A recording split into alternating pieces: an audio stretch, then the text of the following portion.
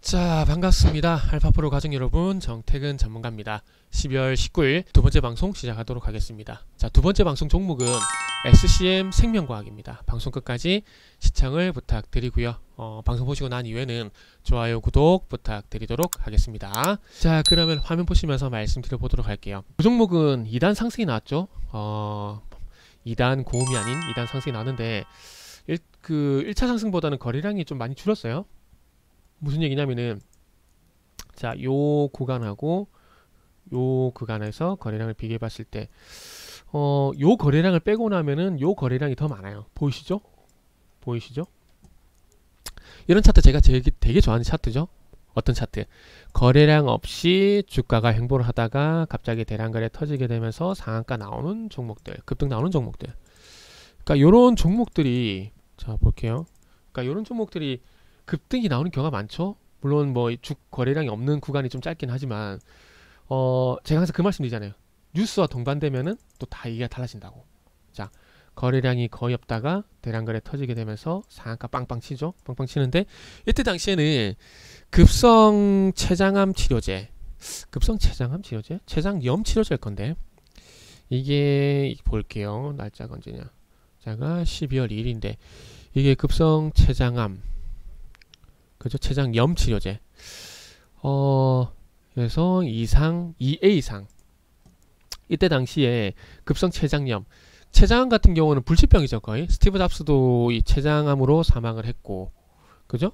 맞죠, 췌장암? 그리고 그 축구 선수 유상철 같은 경우도 췌장암으로 사망을 했잖아요. 그래서 여기 보시면은 맞죠? 유상철 같은 경우 췌장암으로 사망을 했죠. 그래서 거의 이게 불치병 수준입니다. 불치병 수준인데, 어쨌든 이 염에서 암으로 어차피 발전을 하는 거거든요.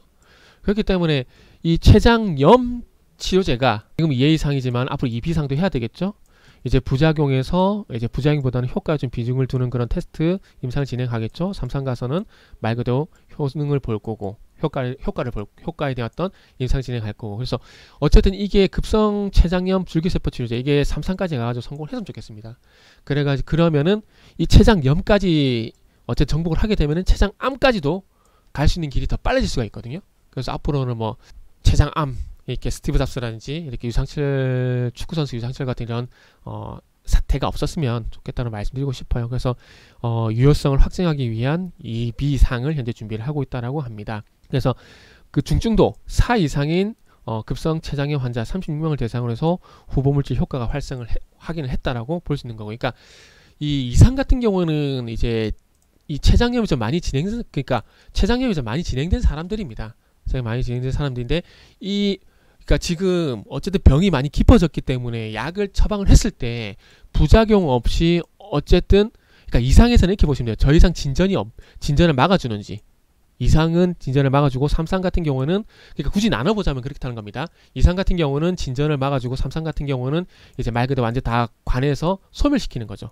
그래서 이런 것들인데, 그래서 어쨌든 이상에서 부작용이라든지 더 이상 어떤 진전이라든지 이런 부분들을 막아주는 효과를 마무리하게 되면 3상으로 가게 되겠죠. 그래서 어쨌든 이게 좀 개발이 됐으면 좋겠습니다. 개발이 돼가지고 어쨌든 앞으로는 췌장암까지 정복을 하셨으면 좋겠다는 말씀드리고 싶고, 이번에 이제 상한가 간 거는 이제 그거죠. 결병 세포 치료제. 요거는 관계사입니다. 이게 지금 제가 조금 전에 찾아봤는데, 이게 SCM을 위해 지배하는 회사가 아니라 SCM과 제넥신, 이게 합작 범위를 만든 게 코이뮨이라는 회사더라고요. 그래서 이 회사가 현재 백혈병 치료제를 현재 개발을 하고 있는데, 1상, 2상 까지 진행을 하고 있고, 이제 이게 성공했다고 발표는 난 건 아닙니다. 발표한 건 아니고 1상, 2상을 이제, 그러니까 1상, 2상을 진행하고 여기 어떤 통계적 유의성 확보를